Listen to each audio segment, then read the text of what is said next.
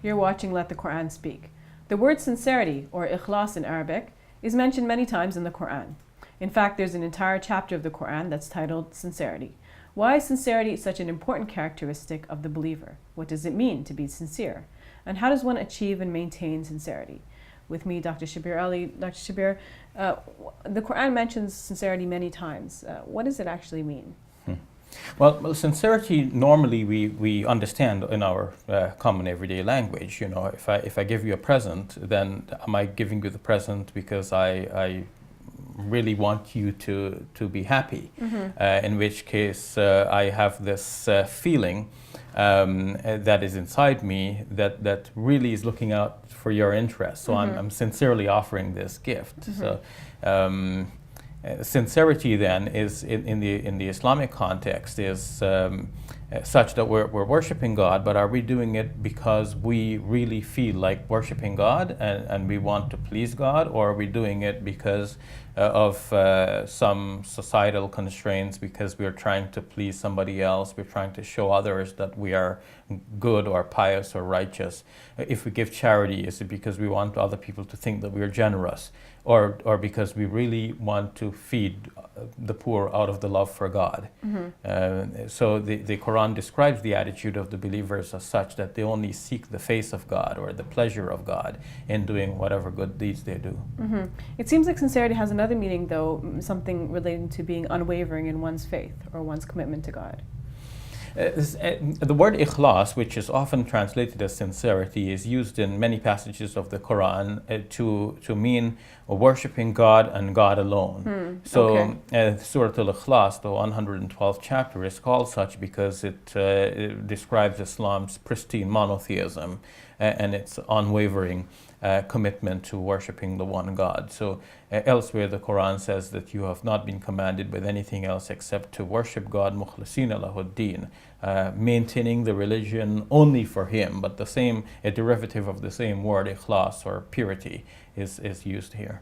I guess the two concepts have some sort of relationship with each other. Yes, the idea here is that as much as we're directed to worship God and God alone, if we do good deeds with the aim of pleasing others in this religious sense, meaning that instead of trying to please God, we're trying to please somebody else, then we are in fact taking away from the right of God. It is God's right on us that we should do things to please Him, but we're doing it to please somebody else instead, not in addition to, because we can have, I mentioned the possibility of giving you a gift. So if I give you a gift to please you, but I know that I'm doing a good thing, and in that sense I'm also pleasing God, this is fine.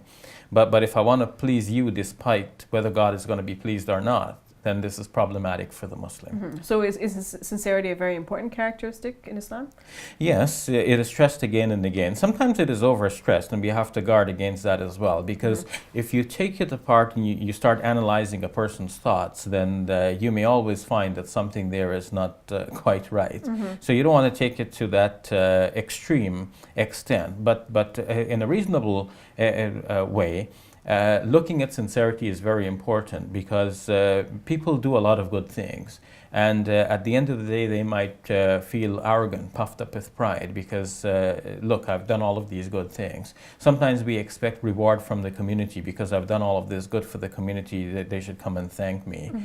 Sometimes we like to see our name in bright lights. So all of these are manifestations of a certain lack of sincerity.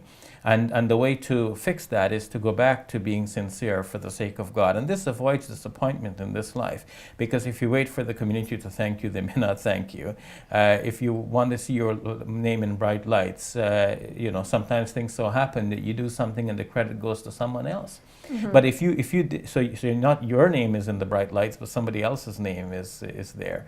And if you are doing this for the sake of God, at the end of the day, you're not disappointed, because you might even say, okay, let somebody else get the credit here, I don't mind, so long as my credit is with God in the life hereafter. This helps in a lot of situations, because sometimes people harm us even though we're trying to do good for them, and this can be very hurtful and painful for the individual. But when we put our trust in God, knowing that we've done this only for the sake of God, then we know that our reward is assured with God, and it doesn't matter what happens in this life. So how do we ensure that we're maintaining sincerity? Should we always check our intentions then? Yes, it is good to check our intentions before we do an act, and while we're doing it, ask ourselves, because the intention can change somewhere in between. Even after we've done the act, ask again, why did we do that? And if it was not for the sake of God, then we should redirect our attention to God and ask Him for His continual guidance. Are there any particular hadith or reports in the religious tradition about sincerity or individuals who are sincere?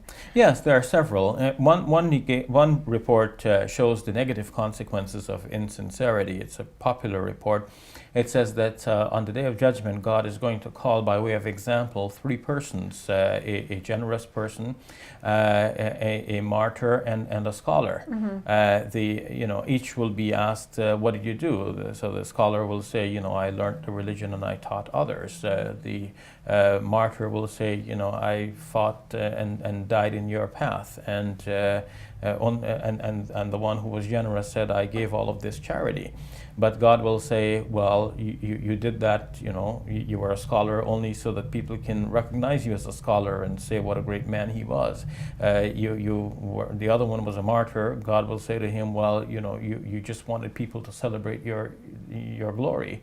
And the third one, the generous person, God will say, "Well, you only did that because you wanted people to say, oh, what a generous man this was." And making an example of all of them, according to this report, they will be thrown into that place where nobody wants to go.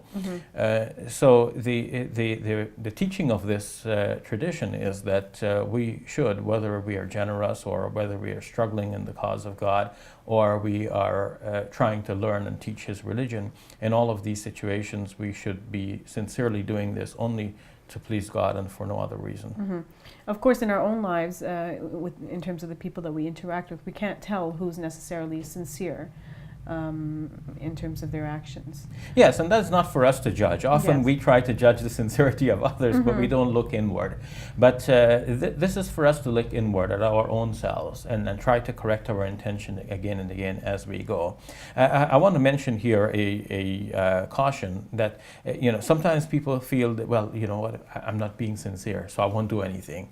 I won't do the good thing, because if I do that good thing, I may be doing it out of insincere motives. Well, don't stop doing the good things. Just change your intention and make your intention good. Don't stop the good thing, but do it and keep working on the intention as you go. All right, thank you for that, Brother Shabir. You're welcome. We'll take a break. When we return, we answer questions we've received from you, our viewers.